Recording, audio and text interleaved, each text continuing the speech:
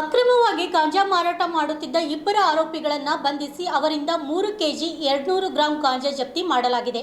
ಕಲಬುರಗಿ ಜಿಲ್ಲೆಯ ಕಮಲಾಪುರ ತಾಲೂಕಿನ ಮಹಗಾಂವ್ ಪೊಲೀಸ್ ಠಾಣೆಯ ಪ್ರಕರಣ ಸಂಖ್ಯೆ 27/2026 ಕಲಂ 20B 2B NDPS ಆಕ್ಟ್ 1985 ಅಡಿಯಲ್ಲಿ ಪ್ರಕರಣ ದಾಖಲಾಗಿದೆ. ಅಕ್ರಮವಾಗಿ ಗಾಂಜಾ ಮಾರಾಟ ಮಾಡುತ್ತಿದ್ದ ಇಬ್ಬರ ಆರೋಪಿಗಳನ್ನು ಬಂಧಿಸಿ ಅವರಿಂದ 3 ಕೆಜಿ 200 ಗ್ರಾಂ ಗಾಂಜಾ ಜಪ್ತಿ ಮಾಡಲಾಗಿದೆ.